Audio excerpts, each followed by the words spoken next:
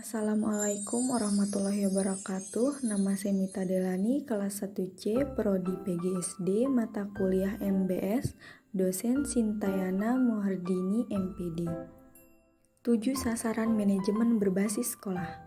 1. Kurikulum dan proses pembelajaran.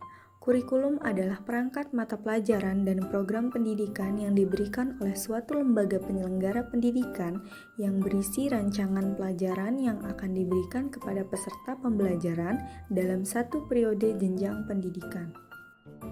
Proses pembelajaran adalah proses yang di dalamnya terdapat kegiatan interaksi antara guru, siswa, dan komunikasi timbal balik yang berlangsung dalam situasi edukatif untuk mencapai tujuan belajar. Komponen-komponen utama kurikulum: 1. Tujuan, 2. Materi, 3. Metode, 4. Evaluasi, 5. Sarana, 6. Supervisi dan administrasi, 7. Bimbingan dan penyuluhan. Komponen-komponen proses pembelajaran: 1.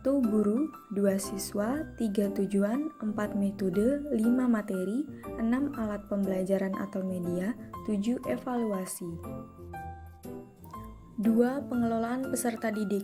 Pengelolaan peserta didik adalah penataan dan pengaturan terhadap kegiatan yang berkaitan dengan peserta didik, mulai masuk sampai keluarnya peserta didik tersebut dari suatu sekolah. Tujuan pengelolaan peserta didik untuk mengatur berbagai kegiatan dalam peserta didik agar pembelajaran di sekolah dapat berjalan lancar, tertib, teratur, serta mencapai tujuan pendidikan yang ditetapkan sekolah. Tugas utama pengelolaan peserta didik: 1. Penerimaan peserta didik, 2. Kegiatan kemajuan belajar, 3. Bimbingan disiplin peserta didik.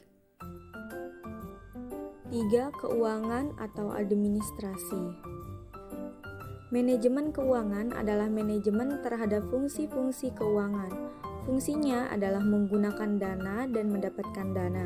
Keuangan dan pembiayaan merupakan salah satu sumber daya yang secara langsung menjunjung efektivitas dan efisiensi pengelolaan pendidikan. Sumber keuangan dan pembiayaan pada satu sekolah secara garis besar dapat dikelompokkan atas 3 sumber, yaitu 1. Pemerintah, baik pemerintah pusat maupun daerah, kedua-duanya yang bersifat umum dan khusus dan diperuntukkan bagi kepentingan pendidikan. 2. Orang tua atau peserta didik. 3. Masyarakat, baik mengikat maupun tidak mengikat. 4. Tenaga pendidik dan kependidikan. Tenaga pendidik adalah tenaga kependidikan yang berpartisipasi dalam menyelenggarakan pendidikan dengan tugas khusus sebagai profesi pendidik. Tenaga kependidikan adalah anggota masyarakat yang mengabdikan diri dan diangkat untuk menunjang penyelenggaraan pendidikan. Tugas dan fungsi: tenaga pendidik merencanakan dan melaksanakan proses pembelajaran, menilai hasil pembelajaran, melakukan pembimbingan dan pelatihan. Tenaga kependidikan bertugas untuk melaksanakan administrasi, pengelolaan, pengembangan, pengawasan, dan pelayanan teknis untuk menunjang proses pendidikan pada satuan pendidikan. 5. Sarana dan prasarana. Prasarana pendidikan adalah fasilitas yang secara tidak langsung menjunjung jalannya proses pendidikan atau pengajaran seperti halaman, kebun, taman sekolah, jalan menuju sekolah. Sarana pendidikan adalah peralatan dan perlengkapan yang secara langsung dipergunakan dan menjunjung proses pendidikan, khususnya proses belajar mengajar seperti gedung, ruang kelas, meja kursi, serta alat-alat dan media pengajaran. 6. Hubungan sekolah dan masyarakat.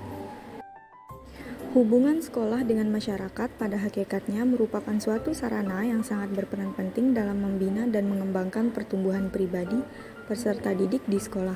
Menurut Sutopo dan Sumanto, hubungan sekolah dan masyarakat diartikan sebagai suatu proses komunikasi dengan tujuan meningkatkan pengertian warga masyarakat tentang kebutuhan dan praktik pendidikan serta berupaya dalam memperbaiki sekolah.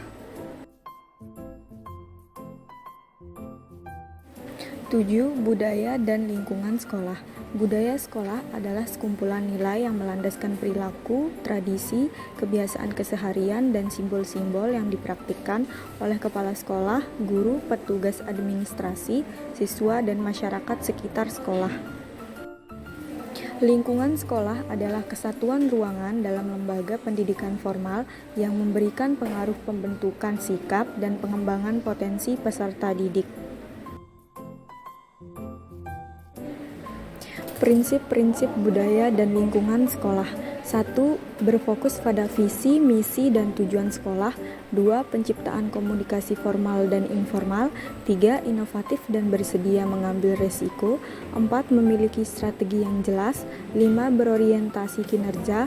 6. Sistem evaluasi yang jelas. 7. Memiliki komitmen yang kuat.